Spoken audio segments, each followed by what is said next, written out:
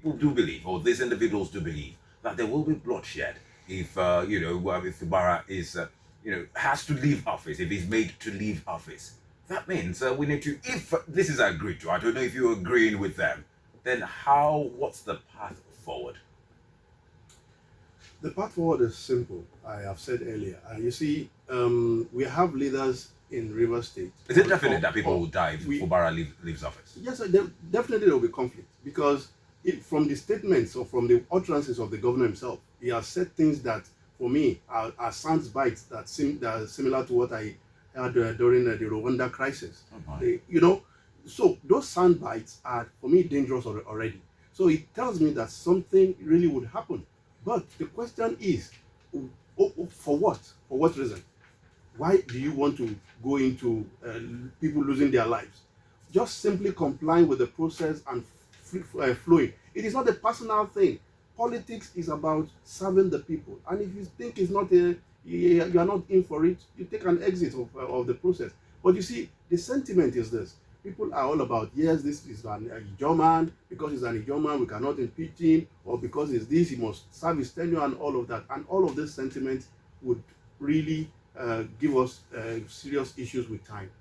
We have not talked about the solution.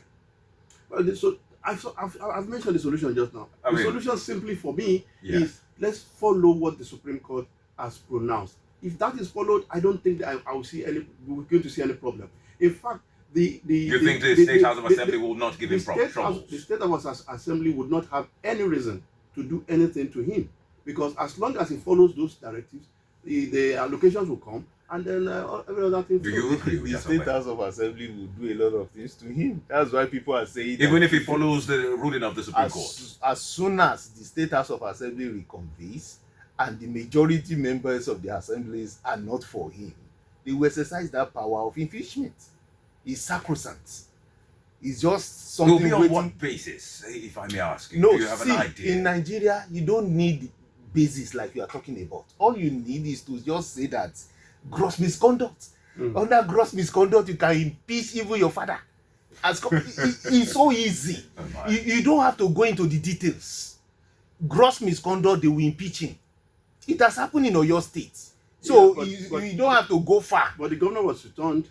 It was returned because it was unconstitutional the way it was done. But they have learned from the experience of Oyo State. So the following impeachment of governors after that, they have perfected it because of the Supreme Court judgment of Ladoja. So you don't allow the impeachment to happen if there's anything you can do.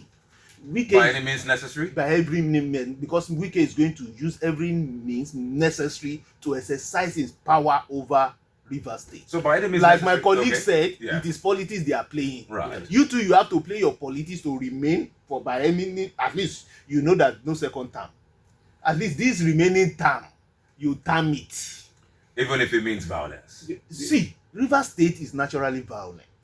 And that naturally is why that be an insult to the people of that state? No, they even say it's naturally themselves, violent. They just issued threats. They know themselves that is a volatile state. Okay. And I expected the leadership of the country to know, because they are responsible for the lives and properties of the people, to keep it safe and make sure that the temperament of the people there is well managed. But when you allow this kind of conflict to prolong, to get so prolonged, then the people's the tension will heighten and the violence will erupt. It is inevitable. It's one stage after the other, but it could have been prevented. But many of our leaders, they don't care about the lives of the people. Do you think if the governor's son will be among the people that will be in the forefront of any violence, or Wike's children, do you think it will get to violence? No. Omolomo la ran níṣẹ́ dé torutoru. But what happens to the Nigerian economy? Because they also know they are key to Nigeria's economy. That state is key to Nigeria's economy. If things go this way, if it goes south, that will be some trouble for the plan of the government. I don't see things. The federal government. I don't see things going south that quickly. You know why?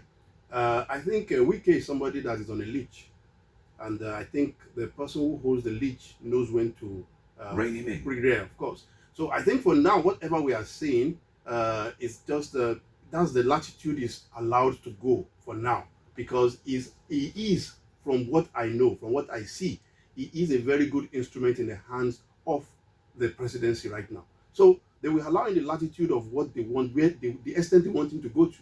But for to go to the extent of affecting the oil supply and all of that, I think somewhere along the line it will be raining. The only person I don't know whether he has a lead, there was a lead on him, is the governor, because of the pronouncements he makes. He has a lead too, because the ruling of the courts, and like you said, the instrumentality of the of violence rests solely in the hand of the federal government. So there is a limit to which he can go. You actually have the Joe National Congress saying, condemning the recent Supreme Court ruling on the political crisis, warning that it could lead to a widespread instability in the Niger Delta. They are saying that the judgment failed to acknowledge the historical and political sacrifices made by the Ijaw people in Rivers State's governance. And of course, they're saying this, if Fubara is removed, it could have dire consequences for national peace and economic stability. We'll be taking more reactions in a bit, but that'll be after this break. Do stay with us.